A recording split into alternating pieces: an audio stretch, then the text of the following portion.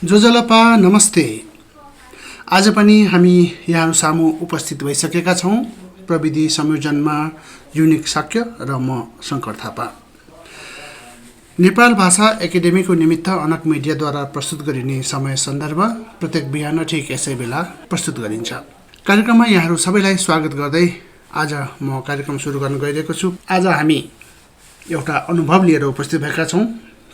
यो अनुभव हो एकजना पत्रकारको। देशमा पत्रकार, स्वास्थ्यकर्मी, जनप्रतिनिधिहरू र सुरक्षाकर्मीहरू पहिलो पंक्तिमा भएर देशको सेवा गरिरहेका छन्। यो कोरोनाको संक्रमितहरूको रेखदेख गरिरहेका छन्। त्यसै क्रममा एकजना पत्रकार, उहाँ गोरखापत्रमा संलग्न हुनुहुन्थ्यो। उहाँ पनि यो कोरोनाबाट संक्रमित हुन पुग्नुभयो। श्रोताहरू, आजभन्दा करिब 2 महिना जति अगाडि उहाँलाई लक्षण देखिएको थियो र उहाँ संक्रमित हुन पुग्नुभयो। उहाँ नेपालको सुर्खेत जिल्लाबाट आएर काठमाडौँमा बसी पेशागत रूपमा पत्रकारिता गर्दै रहनु भएको थियो। दुःखको कुरा, उहाँ पनि यो कोरोनाबाट संक्रमित हुनुभयो, तर उहाँले यसलाई जित्नु भएको छ। कोरोनालाई जितेर अब अझ पनि उहाँ आइसोलेसनमै हुनुहुन्छ, तर धेरै लामो सङ्घर्षपछि उहाँले जित्नुभयो। उहाँको अनुभव पक्कै पनि यहाँहरूलाई समय सन्दर्भिक हुन्छ कि भनेर मैले प्रस्तुत गर्न खोजेको छु। आज मैले उहाँलाई फोनमा कुराकानी गर्ने जमर्को गरिरहेको छु। समय सन्दर्भ, समसामयिक विषयहरूको साथमा समय सन्दर्भ, जनस्वास्थ्य, शिक्षा तथा आम नागरिकका ताजा विषयवस्तु समेटेर तयार पारिने समय सन्दर्भ। म उहाँलाई कार्यक्रममा स्वागत गर्न चाहन्छु। हेलो हेलो हजुर, शान्ति लामाज्यू, कार्यक्रममा स्वागत छ यहाँलाई। धन्यवाद सर। यो अनक मिडियाको समय सन्दर्भ कार्यक्रम हो। यो कार्यक्रममा विशेष गरी कोरोना सम्बन्धीका सामग्रीहरू र समसामयिक विषयहरू प्रस्तुत गर्छौँ हामी। तपाईँ एक पत्रकारको हैसियतले सङ्क्रमित हुनुभयो भन्ने खबर सुन्दा हामीलाई एकदम दुःख लागेको थियो। कसरी सङ्क्रमित हुन पुग्नुभयो, यो बारेमा अलिकति बताइदिनुहोस् न।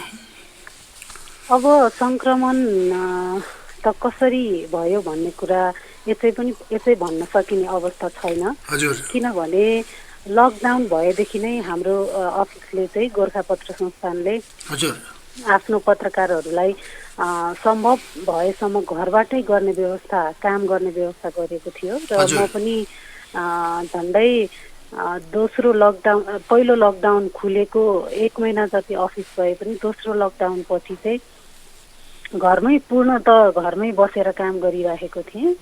खासै धेरै बाहिर हिँड्ने यताउता पनि भएको थिएन। तैपनि अब घरमै बसिराख्दाखेरि पनि कहिलेकाहीँ पसलतिर जाने त्यतिसम्म चाहिँ भइरहेको थियो। अब 81 असोजको 26 गते चाहिँ मेरो श्रीमानमा ज्वरो आउने, दुख्ने लक्षण देखियो। त्यसको 2 दिनपछि मलाई लक्षण देखियो। अनि 1-2 दिन पर्खिसकेपछि हामीले कार्तिक 1 गते चाहिँ टेस्ट गरायौँ। पिसिआर टेस्ट गराउँदाखेरि चाहिँ 2 गते हाम्रो पोजिटिभ रिजल्ट आयो दुवैजनालाई। त्यसपछि चाहिँ हामीले कोरोनाका विभिन्न लक्षणहरूसँग जुझ्न पर्यो। हजुर। अब यो कहाँबाट कसरी सर्यो भन्ने कुरा त पक्कै पनि थाहा भएन होला है यहाँलाई। अब भएन। अब काठमाडौँमा चाहिँ जतासुकै पनि सङ्क्रमितहरू टुलिराखेको भन्ने विज्ञहरूले पनि भनिरहेछन्। हामीले अनुभव गर्दा पनि त्यही नै छ। समुदाय स्तरमा सङ्क्रमण फैलिसकेपछि हामी चाहिँ जहाँसुकैबाट पनि सङ्क्रमित हुन सक्ने सम्भावना, त्यो पोसिबिलिटी चाहिँ हुने भएकोले गर्दाखेरि अब यहीँबाट भयो भन्ने चाहिँ थाहा भएन। हामी त्यस्तो कन्ट्याक्ट ट्रेसिङमा पनि परेको होइन। लक्षण देखिएर चाहिँ टेस्ट गराउँदाखेरि पोजिटिभ आएको हो। हजुर। सामान्यतया 14 दिनमा चाहिँ अब यो पोजिटिभ देखिएपछि 14 दिनमा निको हुन्छ, अब नेगेटिभ आउँछ भन्ने एउटा जनमानसमा धारणा छ।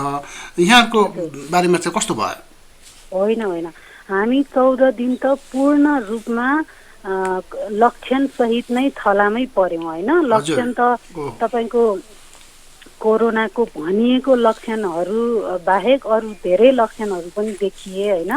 आफ्नो पुराना रोगहरू पनि बल्झिने अवस्थाहरू आयो। त्यसले गर्दा धेरै दिन खानै नसकिने सुत्नै नसकिने अवस्थाबाट गुज्रियौँ हामी लगभग 2 हप्ता 14 दिन 15 दिन चाहिँ। अनि त्यसपछि बल्ल बिस्तारी रिकभर हुँदै जाँदा लक्षणहरू चाहिँ हराउँदै जाँदाखेरि पनि पूर्ण रूपमा हामी स्वस्थ भएनौँ। हामीले 21 दिनमा पहिलो परीक्षणबाट हामी पोजिटिभ पत्ता लगायौँ। 21 दिनमा दोस्रो परीक्षण गरायौँ होइन।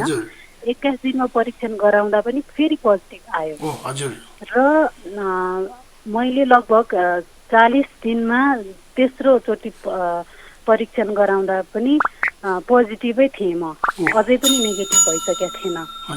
अनि तर डाक्टरहरूले चाहिँ 14 दिनपछि चाहिँ अरूमा सर्ने सम्भावना कम हुन्छ, भाइरल लोड कम हुन्छ, लक्षणहरू हराउँदै गयो भने चाहिँ बाहिर निस्किँदा हुन्छ, नियमित काममा निस्किँदा हुन्छ भन्ने खालको कुरा गर्नुहुन्छ होइन। तैपनि हामी एउटा सङ्क्रमित चाहिँ पोजिटिभ भइसकेपछि अरूको नजरमा चाहिँ पोजिटिभ भनेको पोजिटिभ नै हो र हाम्रो घर परिवारलाई पनि पोजिटिभ भनेको पोजिटिभ नै हो। हामी चाहिँ बिरामी नै छौँ भन्ने खालको एउटा मानसिक त्रास भनौँ अथवा के भनौँ त्यो धारणा छ।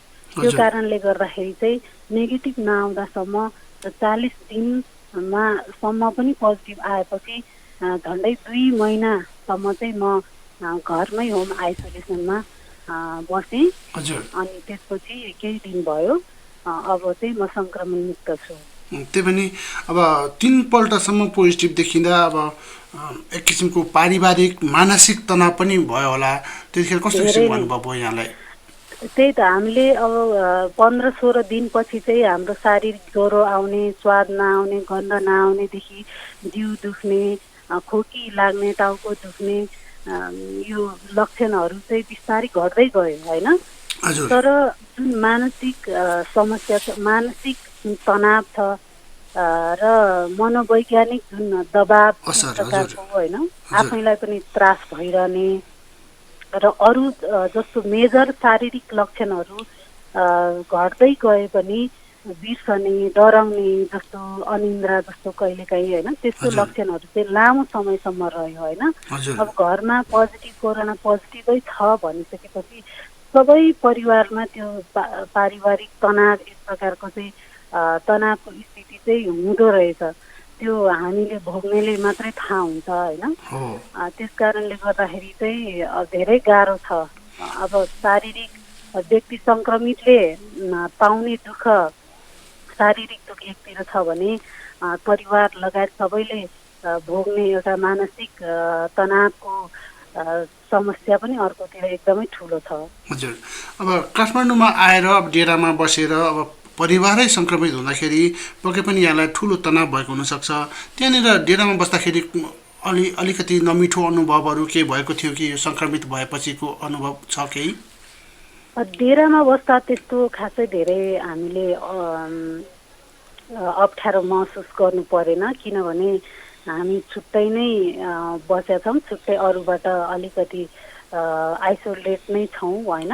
अनि हाम्रो परिवारमा पनि 3 जना चाहिँ एकैचोटि सङ्क्रमित भएको थियो र 3 जना सङ्क्रमित, मेरो श्रीमान, मेरो सासुआमा र म सङ्क्रमित भएको थिएँ।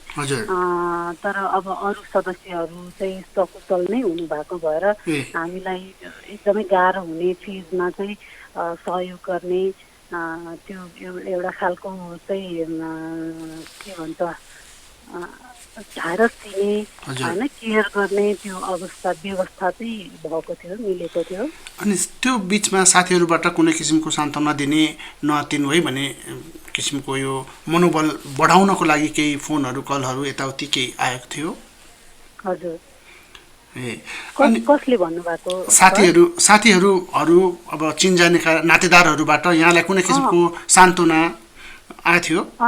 सान्त्वना त धेरै नै। अब त्यो एक प्रकारको त्यो मान्छे ज्वरोले उठ्नै नसक्ने, पुरै थलिएको अवस्थामा सान्त्वना दिन खोज्ने साथीहरूको धेरै फोन पनि आयो, शुभचिन्तकहरूको होइन।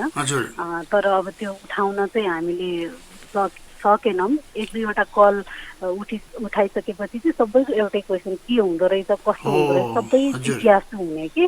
अनि अब कोरोना लागिसकेपछि त्यसको कुनै औषधि पनि छैन, के उपचार पनि अब खासै छैन भनेपछि सबैलाई जिज्ञासा चाहिँ के हुँदो रहेछ भन्ने हुँदो रहेछ।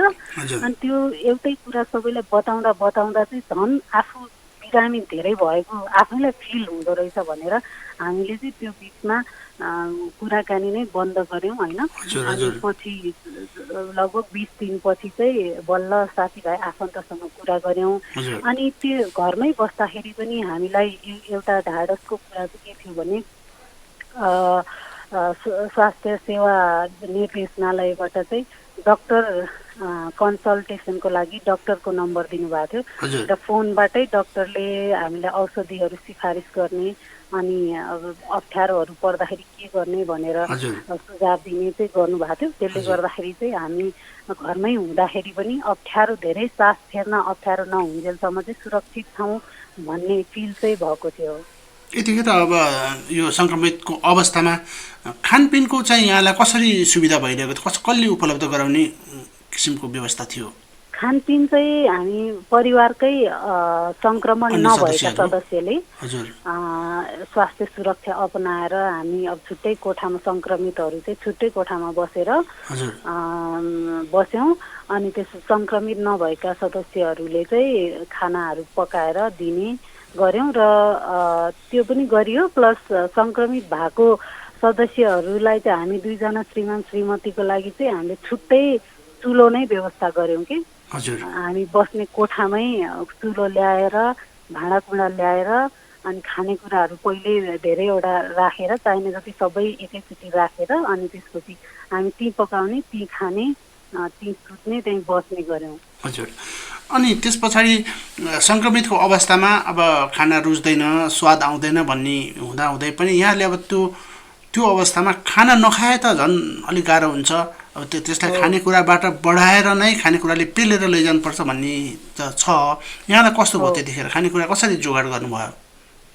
खानेकुरा त पटक्कै नै स्वाद पनि गएको थियो, गन्ध पनि गएको थियो। भनेपछि त्यो माटो चपाउनु सरह नै थियो होइन। अब कुनै स्वाद गन्ध नभएपछि अनि त्यो भएपछि खान नसकिने नै थियो। खाना चाहिँ सकिएन धेरै, लगभग 12-13 दिन। तैपनि अब त्यो खाना नखाएपछि ज्वरोले पेलिराखेको शरीर होइन, दुखेर किला ठोके जस्तो दुखेर गलेको शरीरमा अब खाना नखाएपछि झन् कमजोर हुने अवस्था भएपछि खानै पर्छ भन्ने हिसाबले खाइयो भनौँ न। खानै पर्छ भन्ने हिसाबले बिस्तारै खाने प्रयास गरियो। अनि बिस्तारै गन्धहरू स्वादहरू फर्किन थालेपछि चाहिँ अलि त्यो खानाको डोजहरू बढाउँदै गऱ्यो। खानाले नै पेल्ने भनेर पनि त्यो साध्य हुँदैन, किनभने मान्छेलाई खाना रुच्दैन भने खाना खाँदा मुखमा हाल्दा पनि वाकेर आउँछ भने त्यो पेलेरै खाएरै पेल्ने भन्ने कुरा चाहिँ सम्भव नहुँदो रहेछ होइन। भन्नको लागि हामी स्वस्थ हुँदाखेरि चाहिँ अब कति खाइन्छ भन्ने हुन्छ होइन। तर अब त्यो भइसकेपछि त्यो गाह्रो रहेछ।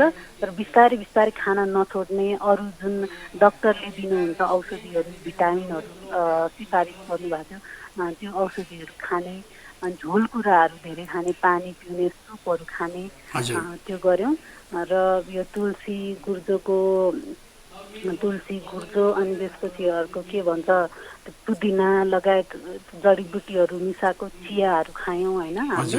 अनि त्यहीँबाट सायद अब बिस्तारै शरीरमा तागत चाहिँ पस्यो होला। हजुर। अनि त्यस पछाडि खानेकुरामा अहिले छुट्टै किसिमको व्यवस्था त गर्नुभएको छैन, अब सामान्य खाना नै हो?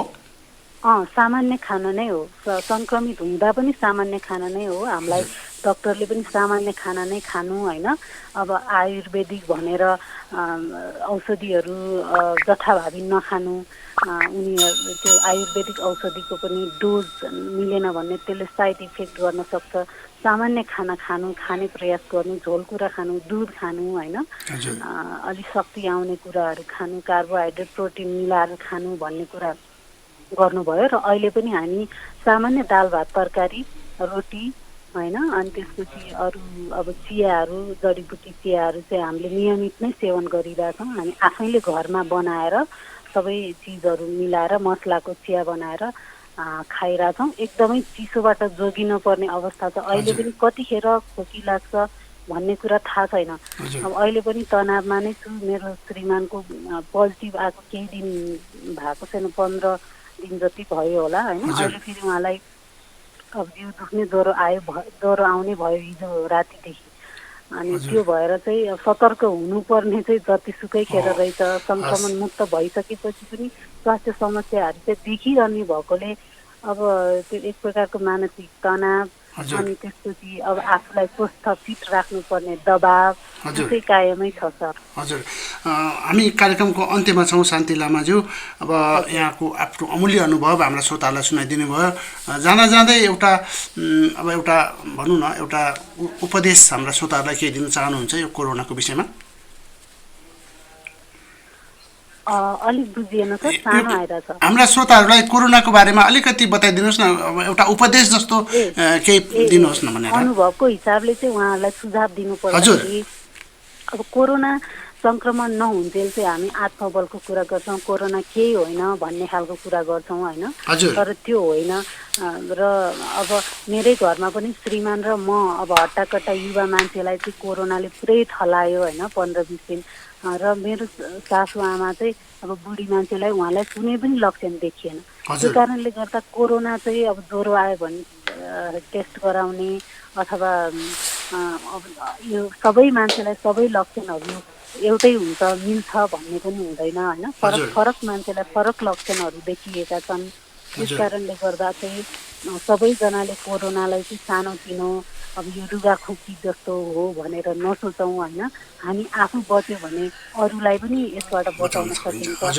र सरकारले तोकेको स्वास्थ्य मापदण्ड, मास्क लगाउने, सेनिटाइजर लगाउने, सामाजिक दूरी कायम गर्ने जस्ता कुराहरूलाई सबैले सम्मान गरौँ र अवलम्बन पनि गरौँ भन्न चाहन्छु।